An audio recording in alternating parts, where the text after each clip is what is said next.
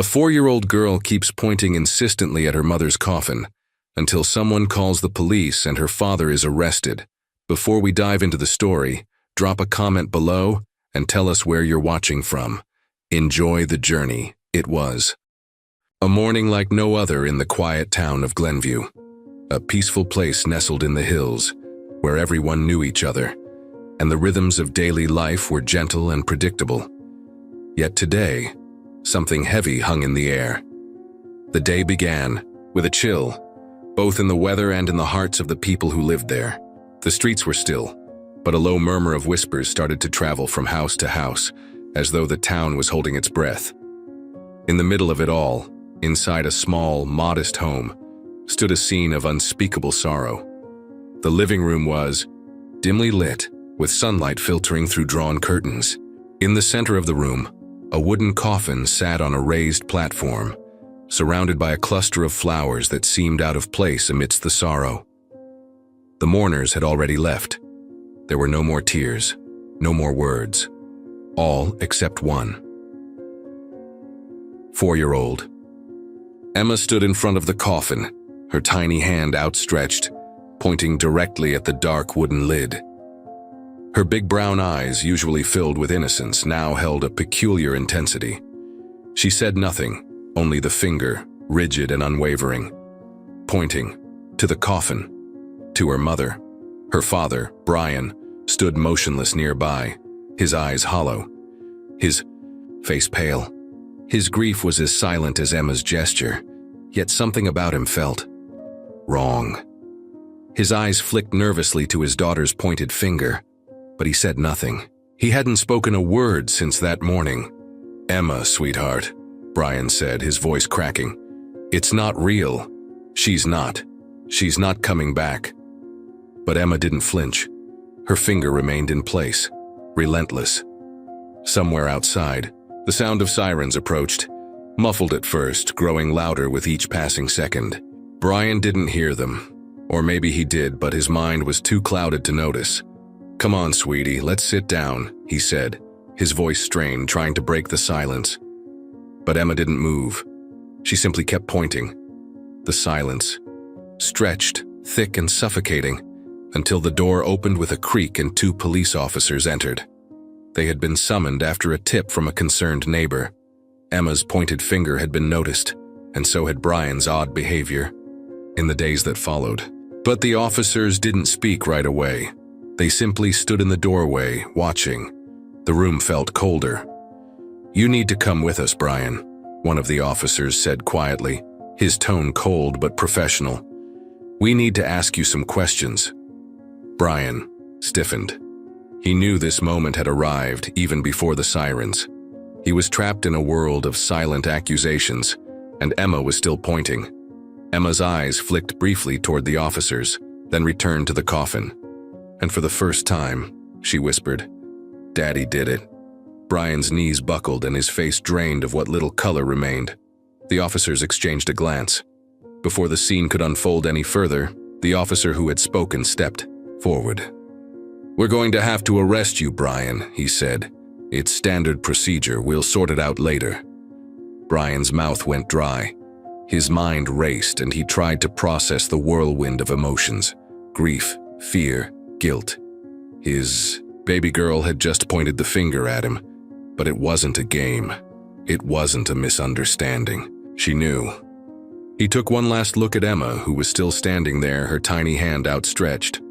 Her face was blank, but her eyes, they were filled with something dark, something no child should ever know. "Daddy did it," the words echoed. In his mind, as he allowed the officers to cuff his wrists, he couldn't even fight them. What would he say? He hadn't even come close to processing the enormity of what had happened.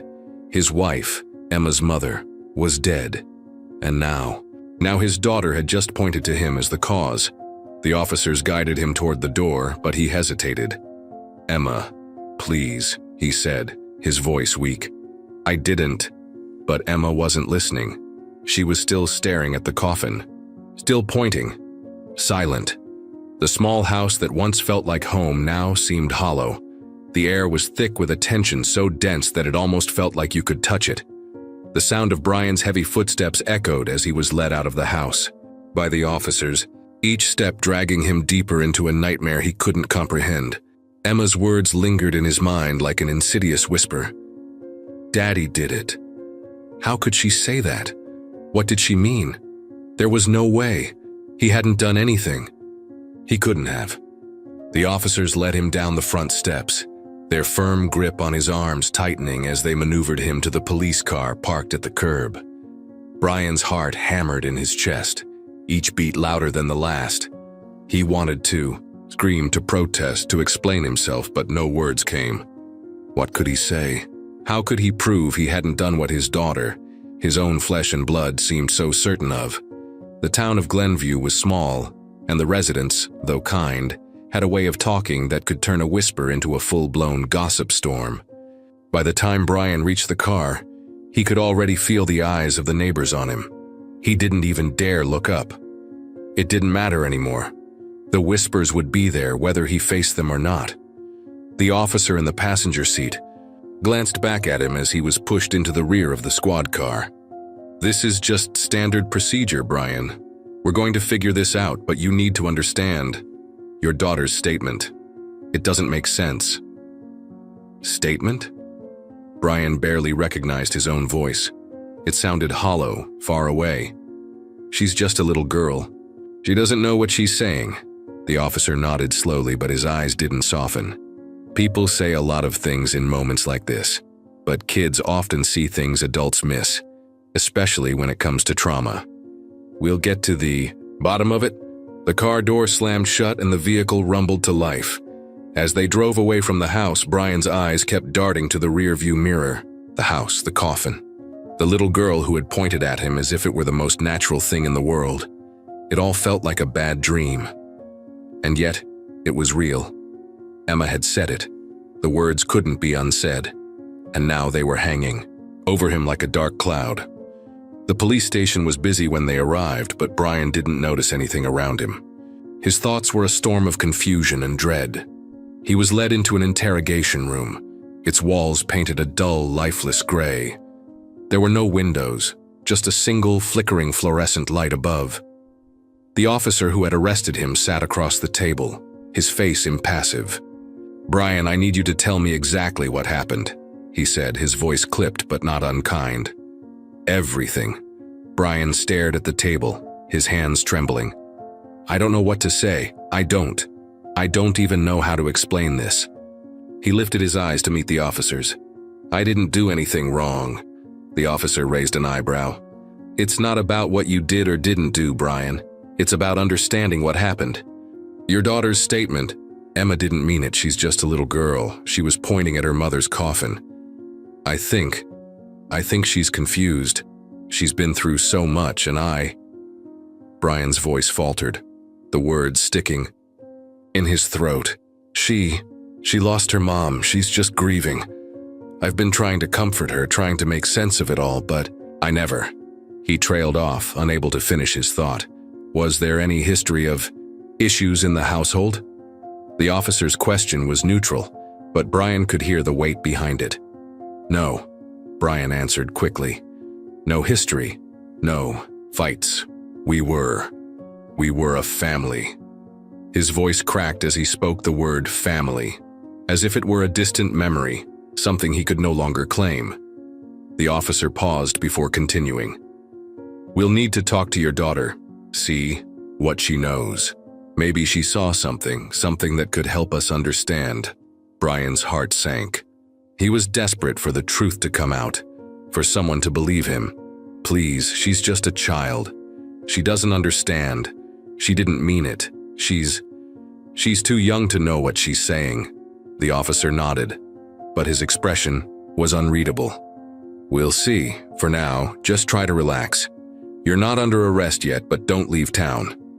As the officer stood up and walked out of the room, Brian was left alone, the silence in the small, windowless space pressing in on him. He closed his eyes, willing himself to think clearly, but every thought was tangled with fear and confusion.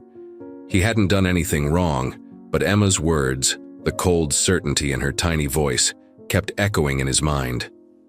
Daddy did it. Brian sat in the dimly lit interrogation room, his mind spinning with a whirlwind of thoughts. He was numb, but his heart was pounding. He had tried to make sense of everything. How could she say that? How could Emma, his own daughter, the one who had always looked up to him with such trust in her eyes, point at him like that? The door creaked open, snapping him out of his thoughts. A uniformed officer entered, his face stern but not unfriendly. He was followed by another officer, holding a small notepad, looking like he was ready to record every word. "We need to talk to Emma," the first officer said, his voice flat without a hint of emotion. "She's in the other room. But you need to understand that this isn't just about her statements anymore. There's more to this, Brian." "More?" Brian's mind raced. What do they mean, more? Before he could respond, the officer was already on his way out the door. "Take a seat. I'll get the child psychologist to talk to her." Brian stood up quickly, his chair scraping loudly against the floor. "I want to see her. Please," he pleaded, his voice breaking. The officer paused in the doorway, looking back at him with a hint of sympathy that only made Brian's stomach tighten further. "We need to be sure she's safe to talk, Brian. You know how it is with kids, they're fragile right now." Brian nodded, though inside he felt like his insides were turning to stone. They thought he had done something to his daughter. Something unforgivable. They didn't know him at all. The minutes dragged on as Brian sat in the sterile room, his hands clenching and unclenching on the table. The more he thought about it, the more confused he became. What happened to his family? How had things turned so dark so quickly?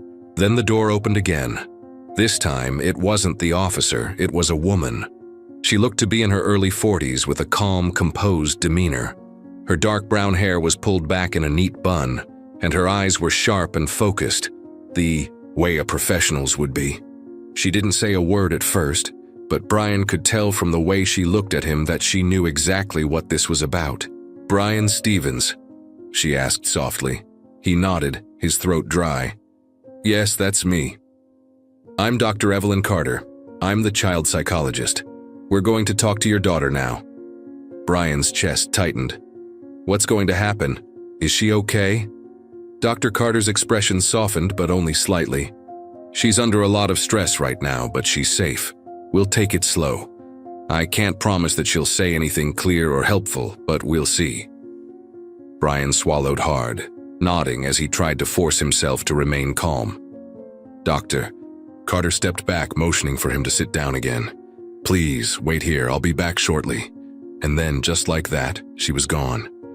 Brian didn't know how long he sat there, waiting. His thoughts raced, his heart drumming against his ribcage. What had really happened? What did Emma know? She was only 4 years old. Could she truly understand the gravity of what was going on? Could she possibly have been traumatized by something he didn't know about? Something that wasn't even on his radar? As the minutes stretched into what felt like hours, Brian's mind replayed the events leading up to the day his life was shattered. He had been at work when he received the phone call. The call no one ever expects. Emma's mother, Lisa, had passed away suddenly. An aneurysm, they'd said. One moment she was fine, and the next, she was gone. The funeral was supposed to be the hardest part. The grief, the mourning, the numbness. He had thought that he would be able to help Emma through it. He had tried to be strong for her, to reassure her, to hold her hand and tell her that everything would be okay. But now everything was slipping through his fingers. How could she point at me? What was she trying to say? The door opened again, this time more slowly. Brian's breath hitched as Dr. Carter stepped inside, her expression unreadable. "Brian, we need to talk." He stood up quickly, his heart pounding in his throat. "What happened? What did she say?" Dr. Carter motioned for him to sit again, and he obeyed without question. She sat across from him, her eyes focused. "Emma is very confused right now, but she said something that we need to look into." Her voice was calm, but Brian could hear the gravity in it. "What did she say?" Brian asked, his hands trembling. "Doctor..." Carter took a deep breath, then leaned forward slightly. Emma told us she saw someone else in the room with her mother before she passed. She said, "Daddy did it." Her eyes held his as if waiting for some sort of reaction. Brian's heart skipped a beat. "What? No, that's impossible." His voice cracked and he was sure it sounded desperate. "She didn't mean it. She's just a kid. She doesn't understand." Dr. Carter held up her hand to stop him. "I'm not saying anything about your guilt or innocence, Brian, but it's clear that Emma is associating your presence with something. We're just trying to figure out what happened." Brian's mind was in turmoil, but he forced himself to listen. He had to. He couldn't let his emotions take control, not yet. "She's just repeating things she doesn't understand," he said, his voice shaking with disbelief. "She's grieving. She saw something maybe.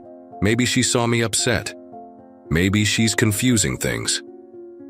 Dr. Carter nodded, though her gaze never left him. "That could be. But we need to understand the full picture. If Emma is seeing something, or remembering something, we can't ignore it." Brian's mind raced as he tried to piece together the fragments of the conversation. What did she mean? What had happened to Lisa? What did Emma really see? Is she still okay? He asked, his voice breaking slightly. "She's not in trouble, right? No one is saying your daughter is in trouble, Brian. We're trying to help her. But you need to understand that everything she says will be examined. And right now there are a lot of questions." Brian's stomach churned. He wasn't sure what was worse, what Emma had said, or the fact that they were now looking at him as the suspect. "But I didn't do it," he thought. "I didn't hurt Lisa. I loved her. I loved her." But the seed of doubt had been planted, and the question now wasn't whether or not he loved Lisa. It was whether or not he was capable of something far worse. He sat there, numb, the weight of the unknown pressing down on him. The walls of the interrogation room felt like they were closing in. What was the truth? The night had fallen when Brian was escorted to a new room, one far less sterile than the interrogation room he had been sitting in for what felt like hours. The fluorescent lights hummed overhead, and he could hear muffled voices outside, but none of it registered. His mind was elsewhere, consumed by the conversation he'd just had with Dr. Carter. He still couldn't comprehend what Emma had said. "Daddy did it." That phrase echoed in his mind like an unrelenting drumbeat. But what did she mean? Did she mean that he hurt Lisa? That was impossible. He hadn't. But why would his little girl say such a thing? Dr. Carter's calm, professional demeanor haunted him. "We need to understand the full picture." The full picture. The phrase weighed heavily in the air, and the more Brian thought about it, the more it gnawed at him.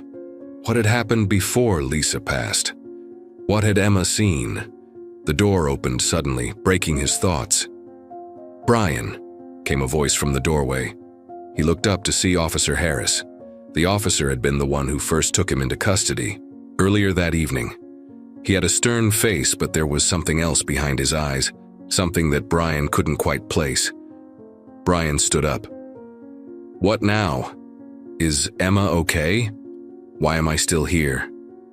His voice cracked, desperation leaking through. His mind was racing. He couldn't stay here much longer. He needed answers. He needed to go home. Harris nodded, then closed the door behind him, walking toward Brian. "I'm sorry about all of this. I know it's been a lot to process, but we need to keep you here for a little while longer. We're still piecing everything together." "What do you mean? What else is there to piece together?" "Emma is just confused. She's a 4-year-old. Why are you treating me like this?" Brian's voice had escalated, the frustration and fear mixing into a potent cocktail that left him lightheaded. Harris didn't answer immediately. Instead, he just stared at Brian, his face hardening. "There's more to your wife's death than we originally thought, and you need to understand something, Brian. We have to treat this seriously." "More," Brian repeated, his pulse quickening. "You're telling me there's something more than what happened to Lisa?" The officer nodded slowly. "We've got a few details that don't add up. There are some things we need to investigate before we move forward." Brian felt his breath catch in his chest. "What things? Tell me. Please. I need to understand." My daughter thinks I did something, but I didn't. I swear I didn't. Harris stepped closer.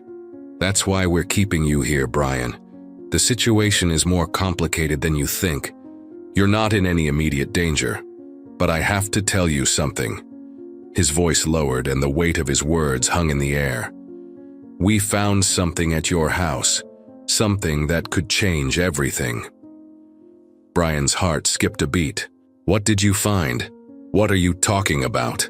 Before Harris could respond, the door swung open again. A new officer stepped in, one that Brian didn't recognize. She looked at Harris, then turned to Brian. We're going to need you to come with us, Mr. Stevens, the officer said. Her voice clipped. Where? Brian asked, his voice trembling with both fear and exhaustion. Harris held up his hand to silence him.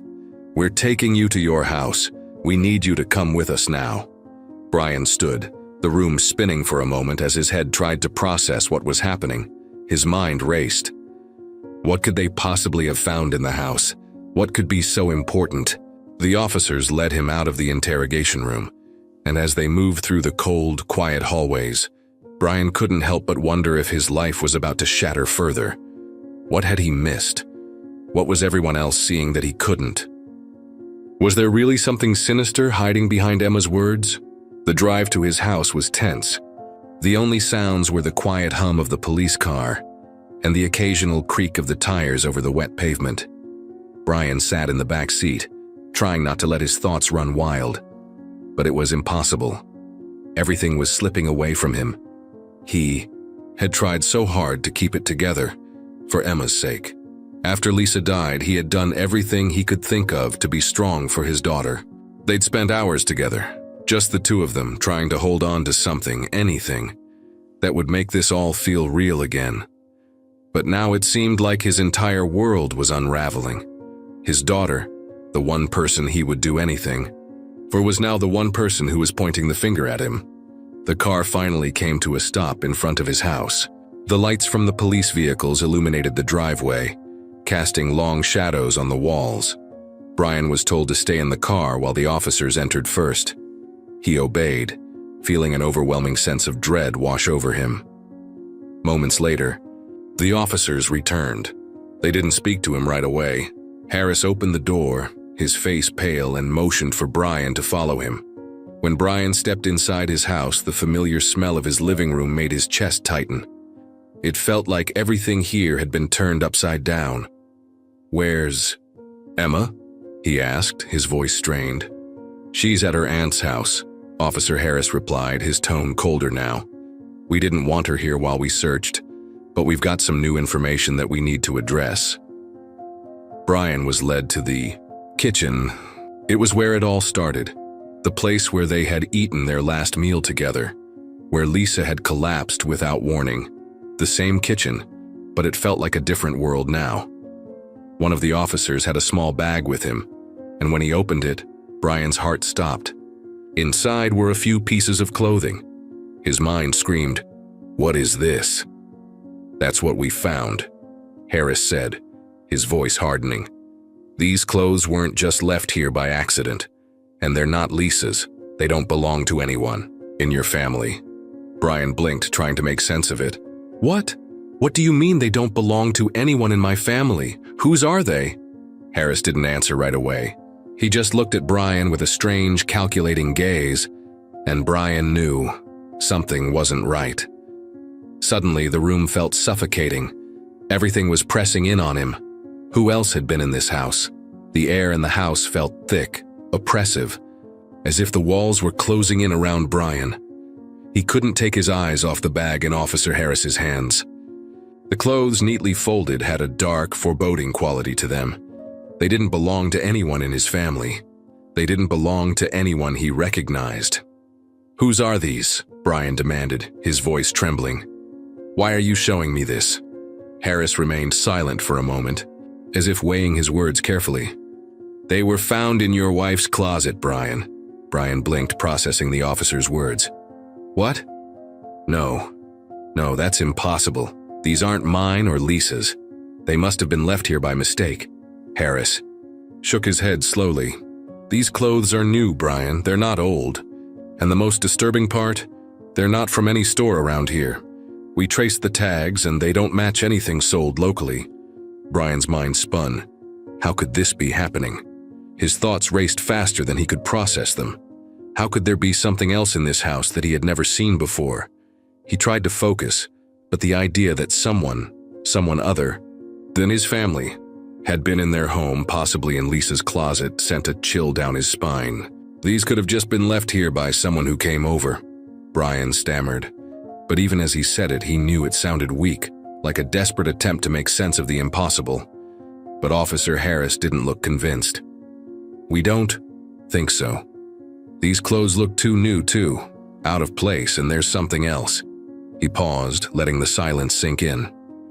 We found traces of perfume on them, Brian. A distinct scent. Brian's stomach dropped. What are you implying? He almost didn't want to hear the answer. It felt like his entire world was crumbling, piece by piece. Officer Harris took a deep breath before continuing. We're implying that someone was in your home, someone who isn't supposed to be here, and it's looking more and more like your wife knew this person. A person she might have been hiding something from you. Brian's heart pounded in his chest. He could feel the walls of his own home growing unfamiliar, foreign. Everything was slipping away. No, that's impossible. Lisa wouldn't hide anything from me. We were fine. I don't understand. The officer's face softened for just a moment, but his voice remained firm. Sometimes the people we love keep secrets, Brian. And sometimes those secrets have dangerous consequences. Brian shook his head, disbelief washing over him. He could feel the pressure building in his chest. It was as if he was suffocating under the weight of it all. How could you even suggest that? Brian's voice cracked. Lisa's dead, and now you're telling me that she was hiding something from me? Harris didn't answer right away. Instead, he looked at Brian with an expression that was hard to read. We're not here to judge, Brian. We're just trying to figure out what happened. Brian's mind was racing now, trying to process the flood of thoughts that kept rushing in. Emma's words, Daddy did it. Was that a clue? Was that the reason she had said it? He glanced around the room. Everything was the same, but at the same time, nothing was. The house that once felt like a sanctuary now felt like a crime scene. His own family's history was being questioned. And the most terrifying part? He didn't know what was real anymore. Where's Emma? Brian asked, his voice barely above a whisper. Where is she? Harris sighed. She's safe. She's staying with her aunt. We don't want her here while we sort through things, but you'll be able to see her soon. Brian's stomach twisted with guilt. His daughter, the one person he had promised to protect, had witnessed something terrible.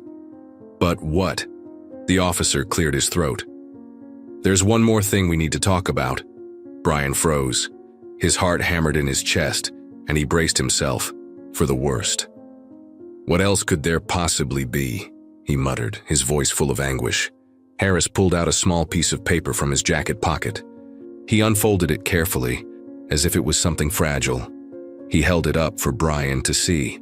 It was a photograph. Brian's eyes went wide. The picture was of a man, someone he didn't recognize.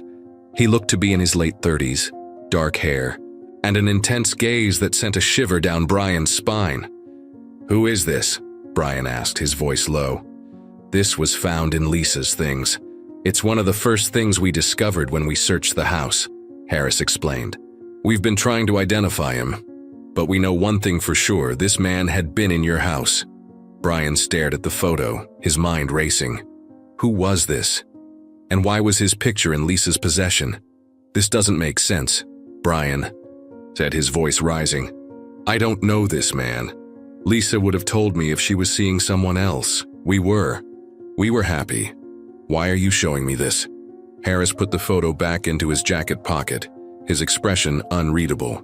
We're just trying to figure out the connections, Brian. But this man is linked to something bigger, something we think could explain what happened to your wife. Brian's world was unraveling faster than he could comprehend. There was a stranger in his home. His wife had kept secrets, and now, somehow, His daughter seemed to know things she shouldn't. A storm of confusion and dread clouded his thoughts. "Please," Brian whispered, his voice breaking. "Just tell me what's going on." Officer Harris met his eyes, and for the first time, Brian saw something resembling sympathy there. But it didn't help. "It's not over yet," Harris said quietly. "But we'll get to the bottom of it, Brian, I promise. Just don't leave town." And with that, he turned, walking toward the door, leaving Brian standing alone in the house he once knew so well. As the door clicked shut, Brian felt the weight of everything pressing down on him. Who had been in his house? Who was this man, and why was Emma so sure it was him? Brian stood alone in the living room, his hand gripping the back of the couch, his body frozen in a state of shock. Officer Harris's words echoed in his head, "Don't leave town."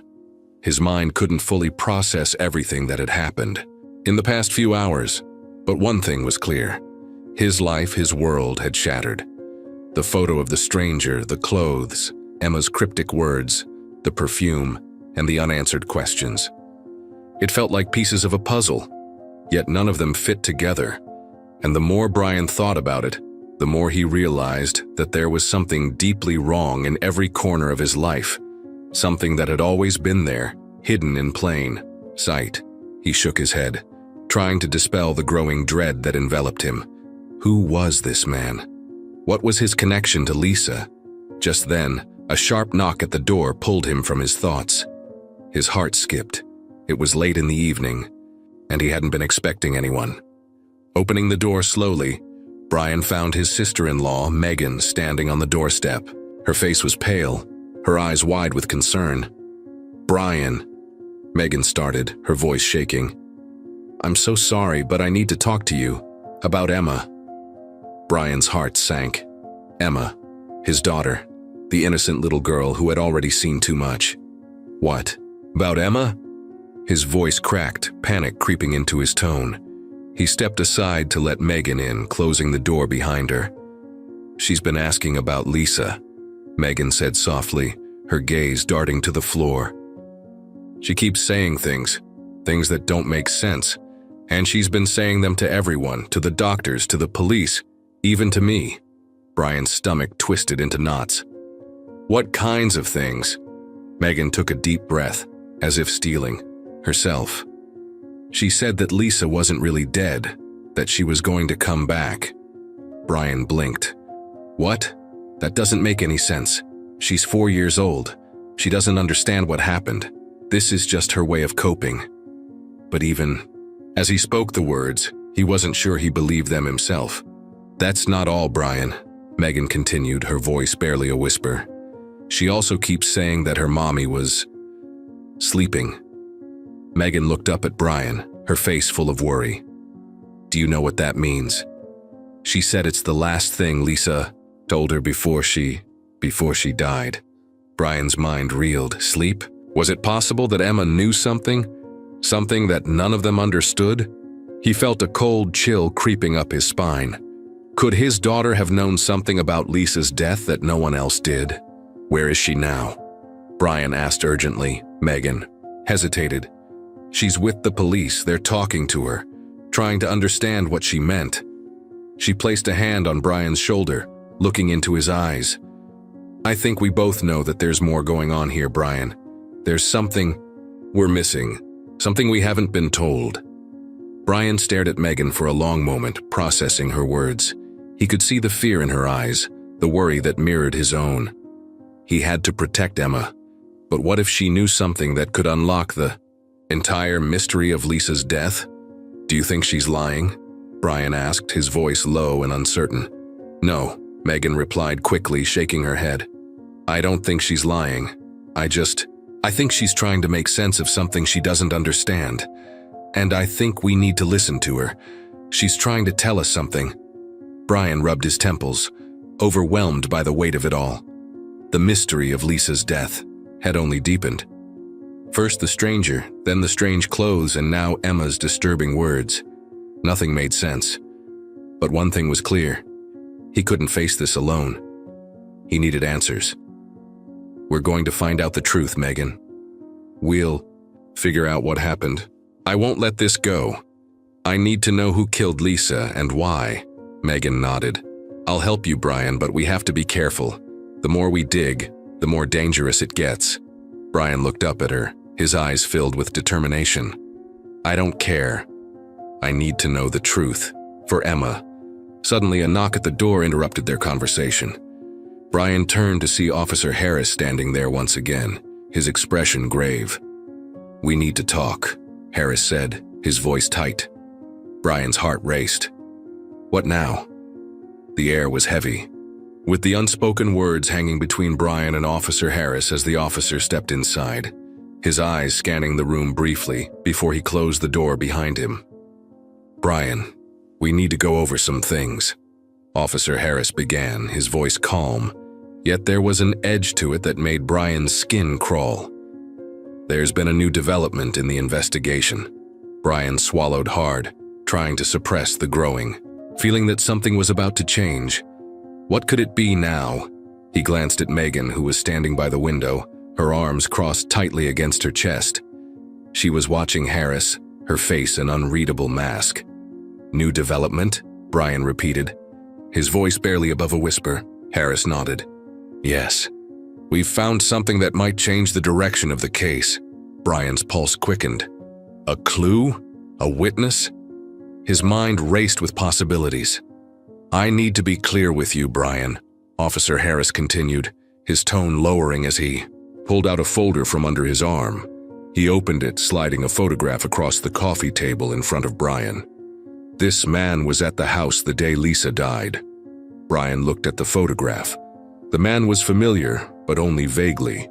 He was tall, dark-haired, with sharp features and a cold, expressionless face.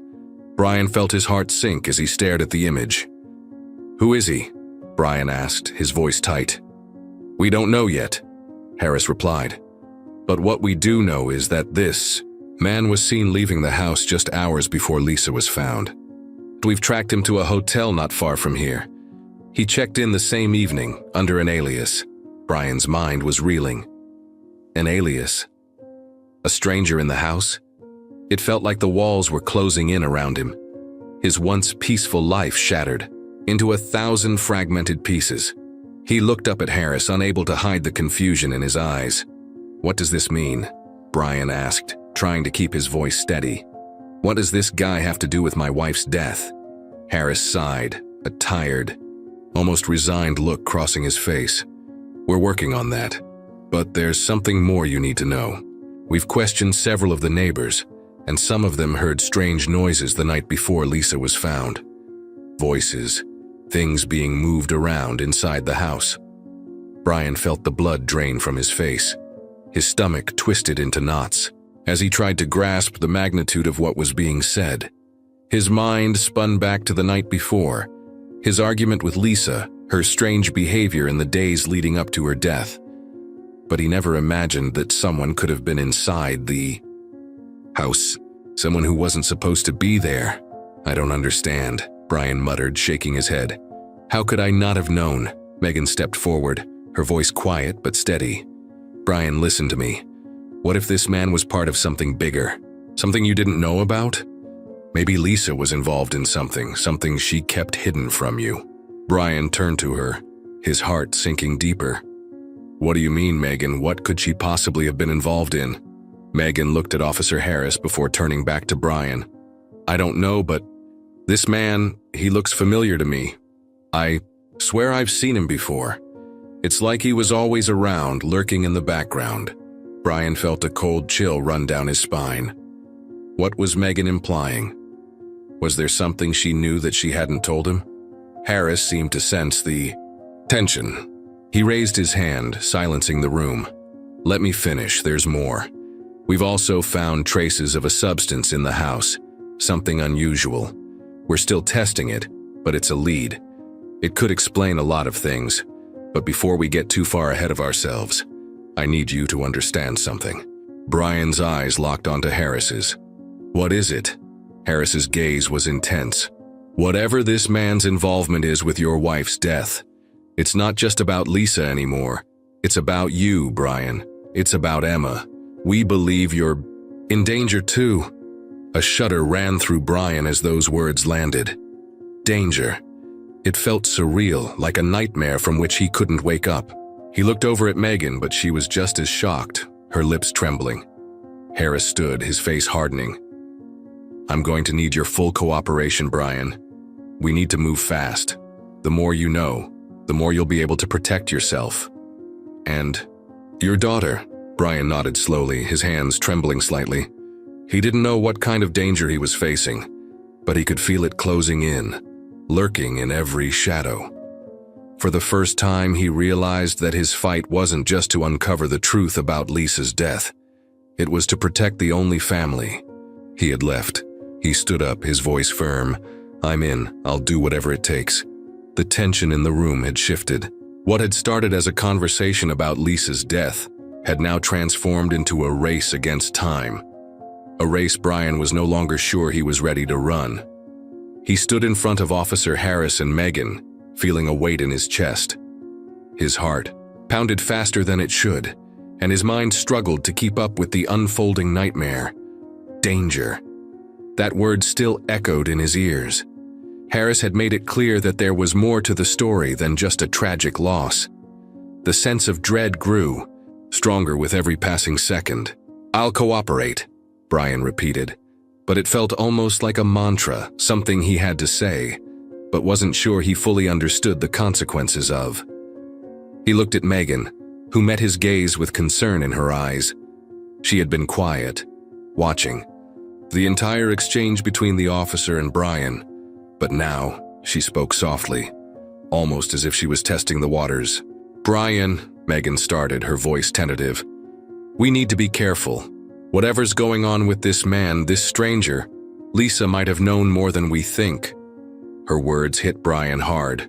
Megan had known Lisa just as well as he did. What was she trying to say? That there was a side of Lisa he never saw? The idea gnawed at him, but it was a thought he couldn't afford to linger on for too long. You're right, Brian said, forcing himself to focus. We need to figure out what this guy's connection to Lisa really is, and why he's connected to this whole thing. Harris, who had been silent for a moment, nodded gravely. That's why we need you to stay sharp. You don't know this man. At least you don't think you do. But we've traced his connections. He's linked to a lot of people you don't want to be involved with, Brian. We're not sure how deep Lisa was involved, but we're getting close. Brian's stomach twisted. The idea of Lisa being involved with someone like this man, someone who was connected to shady figures, was almost too much to bear. But he couldn't stop now. His wife was dead, his daughter was grieving, and now there were forces working against them both. He was already too far in. Megan spoke again, her tone more urgent this time. Brian, you need to start thinking. When was the last time you saw Lisa with someone strange? Was there anyone she was hiding from you? Any odd behavior in the days leading up to her death? Brian tried to think, his mind racing back to the last moments he spent with Lisa. It felt like an eternity ago, but in reality it was only a few weeks. He could still picture their last argument. It had been about Emma, about their daughter's future, and things had gotten heated. But nothing about it felt connected to what was happening now. No, he muttered, shaking his head. No, nothing. Out of the ordinary. She was just distant for a while. But I assumed it was stress. We were both overwhelmed. I didn't push her to talk. Megan's face was soft, but her words cut deep. She wasn't the type to open up easily, was she? She said quietly. She always kept things to herself, but that doesn't mean she didn't know things we didn't. If she was in over her head with someone, maybe it's not too late to find out what she knew. Brian closed his eyes, feeling the weight of those words. He had loved Lisa, loved her. How could he have missed something this important? How could he have been so blind to the things happening around him? Before he could respond, Harris interrupted. We've got something, the officer said, his voice low. A lead on that man from the photograph. We've tracked him to a warehouse on the outskirts of town. We're sending a team to check it out. But I need to know, Brian, if this man is involved, do you have any idea who would want to hurt Lisa? Brian's heart skipped a beat. He had no answers, not yet. When he stopped, a cold chill creeping up his spine. Was there someone who would have hurt Lisa? Someone who could have been involved in this dark, twisted plot? His thoughts were interrupted as Harris leaned forward, a slight urgency in his movements. "We don't have much time. I need to know everything you remember, Brian, every detail." Brian's mind was a blur, but one thought stuck out. One nagging, relentless thought. The night before Lisa died, she had been talking about something. She had said something cryptic, something about not being able to run anymore. Brian had brushed it off, thinking it was just her way of dealing with stress, but now, those words felt like a distant warning. "I don't know," Brian said, his voice a whisper. "But I remember her saying something strange. It was the night before she said she couldn't run anymore." Megan frowned. "Couldn't run? From what?" Brian shook his head. "I don't know. I didn't think it was anything important. But now..." He trailed off, his mind racing. Harris stood up, his expression serious. "That's it. That's the key. Running. It's possible Lisa was trying to escape from something, or someone. The officer turned to leave. He shot a quick look at Brian and Megan. "We're heading to that warehouse now. I need you both to stay put. Don't do anything rash." But Brian couldn't stand by. Not now. Not when he was this close to the truth. "I'm coming with you," he said, his voice determined. Harris paused, his eyes hard. "This is dangerous, Brian. You're not trained for this." "I don't care," Brian shot back. "I need to know what happened. I have to." Megan placed a hand on Brian's arm, her grip firm. "He's right, Brian. You're too emotionally involved. In this, you need to let them handle it." Brian shook his head, the resolve growing inside him. "I'm going, whether you like it or not." The streets outside the police station were quiet, an eerie stillness settling over the town. The kind of stillness that came only after a storm had passed, when the damage had been done, and the world was too tired to even breathe. But Brian wasn't tired. He wasn't tired of chasing answers, not anymore. Megan had tried to reason with him, but she could see in his eyes that it was too late. The fire inside him had been lit, and there was no turning back. He couldn't sit idly by while his wife's mysterious death slipped further into the shadows. Lisa deserved answers. Emma deserved answers. And even if it meant walking into the unknown, Brian would find them. The police car sped through the night, its lights flashing red and blue, illuminating the darkened streets. Harris, who had reluctantly agreed to let Brian come along, drove with tense hands on the wheel. He kept glancing at Brian in the rearview mirror, as if he were trying to gauge whether the man was truly ready for what lay ahead. "You sure about this, Brian?" Harris asked, his voice clipped, as though he were unsure whether to be protective or angry. Brian stared out the window, his eyes unblinking, his jaw tight. "I'm sure. I need to know what happened to her. All of it." Megan was sitting beside him in the back seat, her expression conflicted, a mix of concern and disbelief. She didn't understand why Brian was doing this to himself. He wasn't trained for this kind of thing, not at all. But there was something in his eyes, a drive that seemed to transcend logic. Maybe it was grief, or maybe it was guilt, but either way it was powerful. "You don't have to do this," Megan whispered, her hand finding Brian's in the dark. "We can let the police handle it. We've already given them everything we know." Brian's grip tightened on her hand, the warmth of her touch both comforting and painful. "I can't let it go, Meg. She was my wife. I have to understand why she was running from something. Someone." His words hung heavy in the air, and Megan's expression softened. She knew deep down that there was nothing she could say to change his mind. The man sitting beside her wasn't just her brother-in-law. He was a man broken by grief, and when people were broken, they did things no one could understand. The car turned sharply, its tires screeching as it slowed near the outskirts of town.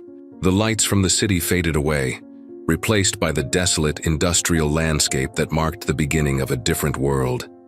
They were heading to the warehouse now, the location Harris had tracked down after their earlier conversation. The mysterious man, the one linked to Lisa's death, was connected to that place. And now, so were they. Harris parked the car a few hundred yards from the entrance. The warehouse loomed ahead, its dark silhouette casting an ominous shadow across the ground. It was the kind of place where secrets festered, where no one asked questions, and where things went to disappear. Brian's heart raced as he stared at the imposing structure, its silence almost deafening. "I don't like this," Megan muttered, her voice tight with fear. "It doesn't feel right." Brian gave her a long, heavy look, his eyes hard. "I can't back down now. Not after everything we've been through. If there's something in there, we have to know." Harris sighed deeply, pulling a flashlight from his jacket. "All right, but you stay behind me, both of you. We're not dealing with a typical situation here." The three of them stepped out of the car, the cold night air biting at their skin. As they approached the warehouse, the only sounds were the crunching of gravel beneath their feet and the distant hum of city life now far behind them. The closer they got, the more Brian's mind raced. Who was this man? Why had Lisa been involved with him? And why had she been so terrified in the days before her death? They reached the entrance, and Harris pushed open a rusted door with a groan that echoed through the night. The inside was dark, with only a faint light coming from an overhead bulb that flickered sporadically. The smell of oil and rust hung in the air, and the floor beneath their feet was damp, the concrete slick with something Brian couldn't quite identify. "Stay close," Harris muttered, shining his flashlight around the room. "We don't know what we're walking into." Brian followed close behind, his hand on the hilt of a small gun that Harris had insisted he carry for protection. It felt heavy in his palm, but he couldn't deny the sense of unease gnawing at him. This wasn't the kind of place you wanted to be without a weapon. They moved through the shadows, each footstep cautious, each breath shallow. The warehouse stretched on, its walls lined with crates and boxes that seemed to hold more than just ordinary merchandise. There was something about the place that felt wrong, as if it had seen too much, kept too many secrets, and now those secrets were coming to the surface. Suddenly, a faint noise cut through the silence, a soft rustling from one of the back corners. Harris immediately raised his flashlight and Brian's heart skipped a beat. Someone was here. "Get down!" Harris barked, pushing Megan and Brian behind a stack of crates. His flashlight swung wildly in the dark, trying to catch sight of the intruder. A figure emerged from the shadows, tall, broad-shouldered, and wearing a dark jacket. His face was partially obscured by a baseball cap, but Brian could make out the sharpness in his features, the hardened look in his eyes. This was the man.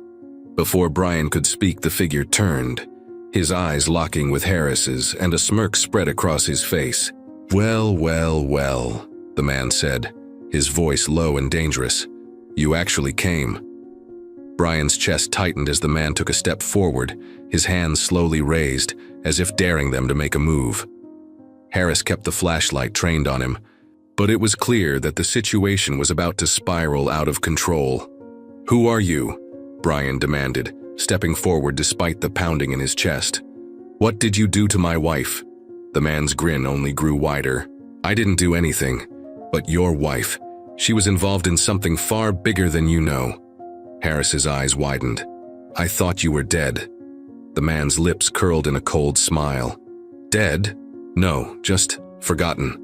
And with that, the air seemed to grow colder, heavier. Brian's thoughts spun as the figure's words sank in.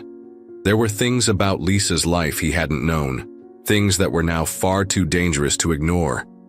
In the flickering light, Brian finally realized one thing. This was only the beginning. The silence in the warehouse was almost unbearable as Brian stared at the man in front of him. The air around them seemed thick with tension, every inch of space laden with unspoken threats. The man's smirk never wavered as he took a step forward, his presence menacing yet eerily composed. Brian's heart hammered in his chest, his mind racing to process the flood of questions flooding his thoughts. "What do you mean bigger than I know?" he asked, his voice tight. Every muscle in his body was on alert, as if anticipating a sudden attack. The man's eyes glinted with dark amusement. He tilted his head slightly, as if sizing Brian up. You really think your wife was just a simple woman, huh? That she was just some frightened little thing who stumbled into something she didn't understand? His words dripped with contempt. Brian clenched his fists, biting down on his frustration. Tell me who you are, and what you did to her, he demanded, his voice rising despite the fear that twisted in his stomach. Harris stepped forward, his voice firm. Stay calm, Brian. Let him talk. The man shifted his gaze toward Harris, his expression darkening for a moment before he spoke. The name's Luke Donovan, he said slowly. And your wife, Lisa. She was involved with people who don't take kindly to anyone digging too deep. But you wouldn't know that, would you? Brian felt his stomach tighten. No, I didn't know. How was she involved? He had to know. This was the missing piece, the truth he'd been searching for, since the moment Lisa had died. Donovan's smirk faded slightly as he took another step forward. She got in too deep, and it wasn't just her life at risk, it was her daughter's too. She was trying to protect her, but I'm afraid she didn't succeed. The words hit Brian like a physical blow. Lisa had been protecting Emma? His chest tightened as a flood of images, of moments with Emma, of Lisa's fearful expressions, rushed through his mind. Had she known she was in danger? Had she been running from something that Brian hadn't understood? Protecting her, Megan echoed, stepping closer to Brian. From what? Luke's eyes flicked to Megan, and his smirk returned, though this time it seemed darker. From people who don't hesitate to destroy everything in their path to get what they want. People who won't stop until they get their hands on Emma. Brian's blood ran cold. What do you mean? What do they want with Emma? Luke's face hardened. I don't have all the details, but I know this much. Lisa got tangled up in something much bigger than any of you realize. There are people in this town, and far beyond, who are playing a game they've been playing for years. And now they've set their sights on your little girl. Megan gasped, her hand flying to her mouth. Emma. Brian's thoughts whirled, but he couldn't let his fear show. He couldn't break down now. Emma was in danger, and if Lisa had known that, if Lisa had been fighting to protect her, Brian had to understand what his wife had gotten herself into, and why it had cost her life. Who else is involved? Brian asked, his voice hard now, determined. Who are these people? Luke took a long breath, stepping back slightly.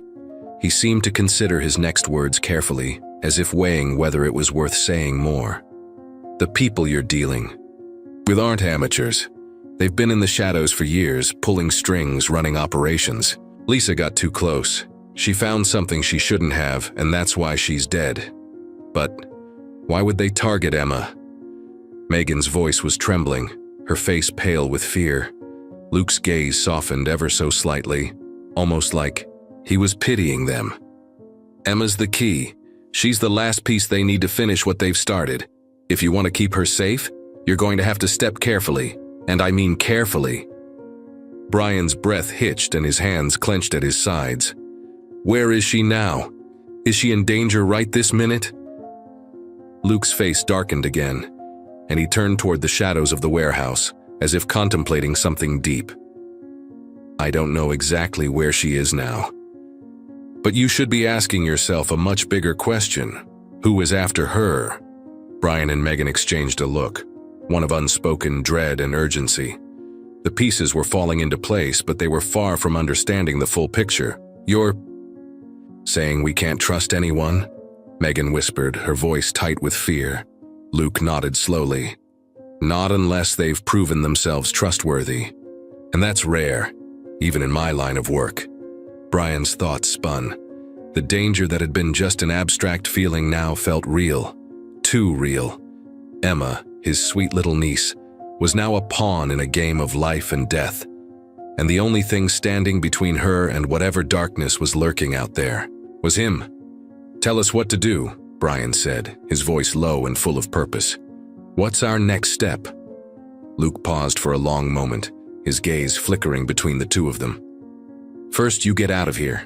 Get Emma somewhere safe, somewhere no one can find her. What about you? Megan asked, her voice tinged with disbelief. What's stopping them from coming for you too? Luke's lips curled into a faint, almost bitter smile. They'll come for me too, but I'll be ready. Then help us, Brian urged, his desperation beginning to break through his usual calm. Help us protect her. Luke didn't answer immediately. Instead, he turned toward the shadows, as if listening for something in the distance. A moment later, he turned back, his face grim. Don't trust anyone, not even the police, he warned. They're already involved in this mess. There's too much at stake. The finality of his words settled heavily over them. Brian felt his world tipping on its axis, every step forward seeming like a descent into something darker, something far more dangerous than he had ever imagined. Luke gave them a final glance before turning and disappearing into the shadows of the warehouse. For a moment, no one moved. Finally, Megan whispered, "We need to go now." Brian nodded, his mind a whirlwind of thoughts, but one thing was clear above all else. Emma was the key. The fight wasn't over. It was just beginning.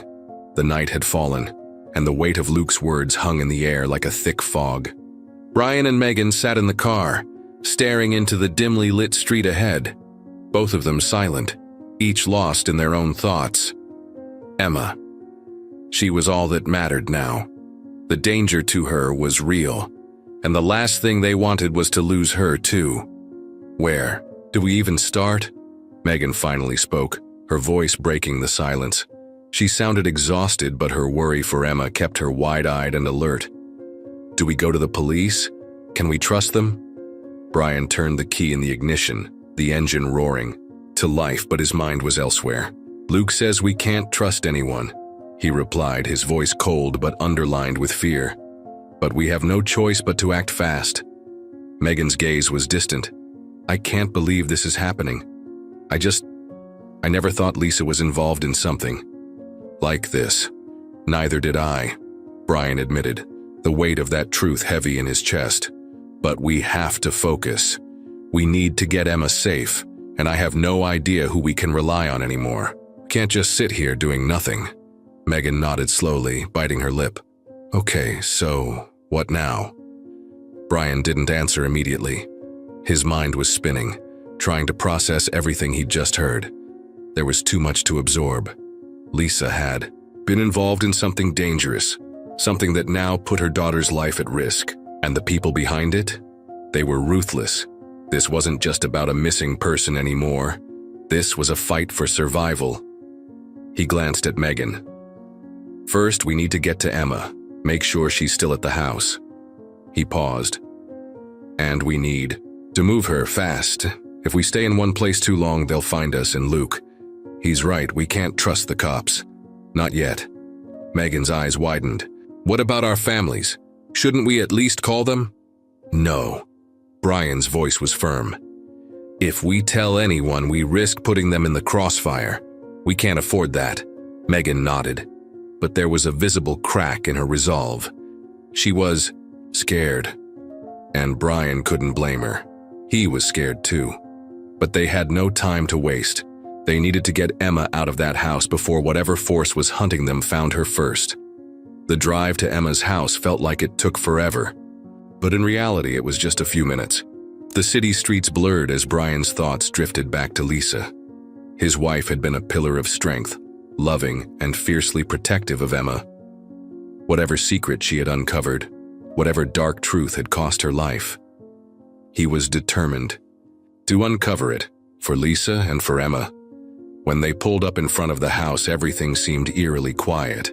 The porch light was on, casting a soft glow over the front yard. No sign of trouble, but Brian knew better than to trust appearances. This was far from over. We're here, Megan whispered, her eyes scanning the area, looking for any signs of danger. Brian nodded, taking a deep breath. Stay close, and be ready for anything. They got out of the car, their footsteps heavy on the gravel driveway. Brian could feel his heart racing, the air cold against his skin. Everything seemed off, too still. He didn't like it. The house loomed before them, its windows dark. As they reached the door, Brian hesitated. Should they knock? Should they force their way in? Megan noticed his hesitation and whispered, What if Emma's not inside? I don't know, but we're not leaving until we're sure, Brian replied, his voice tight. He pushed the door open slowly, the creak of the hinges too loud in the silence. They stepped inside, and the first thing that hit Brian was the scent, the familiar smell of home, of Lisa's perfume mixed with the faintest hint of stale air. Something felt wrong. Very wrong. Emma? Brian called softly, stepping into the living room. No answer. Megan went to the staircase. Emma? But still there was no reply. The house seemed empty, as if Emma had vanished. Brian's pulse quickened. Where is she? Megan whispered, her voice trembling. Brian didn't have an answer. I don't know. Let's check her room.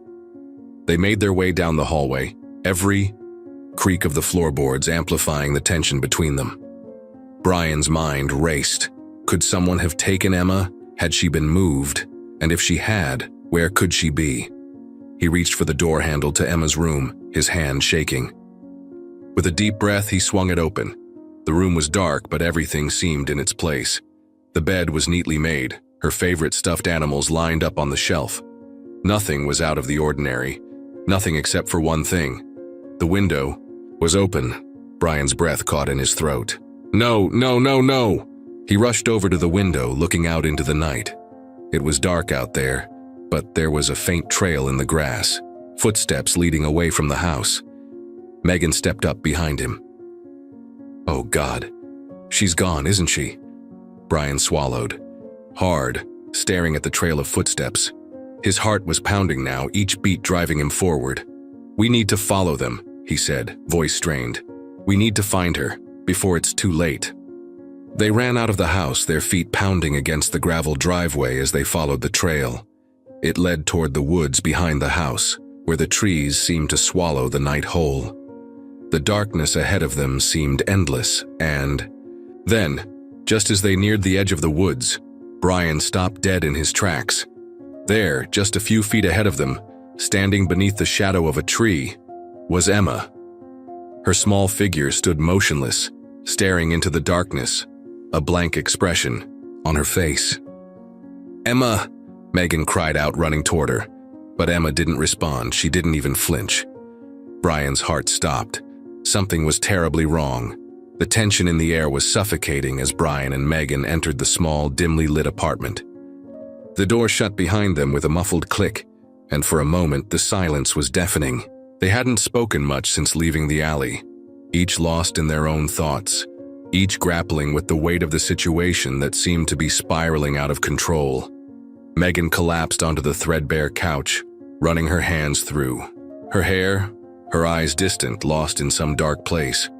Brian paced the room, his mind racing, trying to piece together the puzzle that seemed to grow more complex with each passing moment. I can't believe this is happening, Megan murmured, barely audible. How did we get here? Brian stopped pacing, his back to her as he stared out the window. He didn't have a clear answer. In some way, he felt as though they were too deep in it now, too far gone to turn back. Everything about the past few, didn't the sudden death of his sister, Emma's strange behavior, Luke's warnings, the cryptic messages, it all felt like it had been orchestrated, but by who and why? His mind kept circling back to one thing: Emma. Just that morning she had been calm, almost serene, playing with her toys, unaware of the looming danger. Now, she was the center of a storm. Brian's instincts told him that the more they stayed in one place, the closer they got to being discovered. But moving again was risky. Suddenly there was a soft knock at the door, sending a jolt of panic through Brian's body. He spun around, heart in his throat, and caught Megan's wide-eyed stare. "Who is it?" she whispered urgently. Brian didn't know how to respond. They weren't expecting anyone. Could it be Luke? Or worse, someone else? The ones who had been following them all along? They had no idea how close they were to finding them. "Stay quiet," he whispered to Megan, before edging toward the door. He glanced through the peephole and his heart dropped into his stomach. Standing on the other side was a familiar face. Detective Wallace, the same detective who had been investigating his sister's death. The same man who had been around more. than he'd ever realized. Brian's pulse quickened as he pressed his back against the door, his mind racing for options. He couldn't afford to be caught now. They couldn't afford to be seen, not after everything that had happened. But running was impossible. They were cornered. Megan noticed the panic in his eyes. "What's going on?" she whispered. Brian didn't answer. Instead, he glanced around the room, trying to make a decision, trying to figure out the safest way out. He noticed a small window at the far end of the room. It was barely big enough for a person to crawl through, but if they had to, it could be their only escape. He turned to Megan, his voice barely above a breath. "We have to go. Now." But before they could make another move, the detective knocked again, louder this time, his voice filtering through the door. "I know you're in there, Brian. We need to talk. Open up." Brian's heart pounded as his mind raced, torn between the need to confront the detective and the overwhelming desire to escape before they were caught. He didn't trust Detective Wallace, not anymore. The man had always seemed too comfortable around the case, too willing to push past certain questions. Brian was beginning to wonder if Wallace had more to do with his sister's death than anyone had realized. But what was his angle? What was he after? "Do you think he knows we're here?" Megan whispered, her voice shaking. "I don't know, but he's not leaving until we answer him." Brian's voice was grim. The seconds felt like hours as Brian's mind scrambled for a plan. The window. They had to move fast. "Get to the window," he told Megan firmly, his eyes scanning the door. "I'll keep him distracted." Megan looked at him, fear etched on her face. "What about you?" "I'll be right behind you. Just go." With trembling hands, Megan hurried to the window, her movements quick and silent. She tried to open it but found it stuck, the old hinges protesting. Behind her, the detective knocked again, his voice now tinged with impatience. "Brian, open up now. I'm not playing games. I know you're in there." Brian's chest tightened, but he couldn't afford to panic. He stepped toward the door, taking a deep breath. "I'm coming," he called out, trying to steady his voice. Megan finally managed to open the window with a sharp, muffled crack. She scrambled through it as quietly as possible, then turned back to Brian. "Go," she urged. Brian gave her a brief nod, but his mind was racing. He opened the door just a crack, peering through it. Detective Wallace was standing there, his face expressionless but his posture tense, as if expecting Brian to answer at any moment. "Detective," Brian said, his voice tight, trying to sound calm. "What's this about?" Wallace stepped forward, his gaze piercing. "I need to ask you some questions about your sister, about Emma." Brian's heart sank. The last thing he needed was to be pulled into a conversation with the detective. Not now. Not when they were so close to getting out. "I've already told you everything I know," Brian replied, his words strained. "I don't know why she died, and I don't know why you keep bringing me in for questioning." Wallace's expression hardened. "I'm not playing games, Brian. I've been watching you, watching both of you." Before Brian could react, the detective's eyes flicked toward the window where Megan had just disappeared. "I think you're running," Wallace said, his voice low and dangerous. Brian felt the air shift around him, the walls closing in. This was it. The detective knew. He had to act fast. In a single desperate move, Brian shoved the door wide open, slamming into Wallace's chest and knocking him back. The detective stumbled, momentarily stunned, giving Brian just enough time to lunge for the window. "Run!" he shouted. Megan had already disappeared into the night, but Brian followed her, the cold air hitting his face as he scrambled through the narrow opening. His heart hammered in his chest as he landed on the ground, his knees buckling slightly from the jump. Behind him, he heard Wallace's enraged shouts, but there was no time to look back.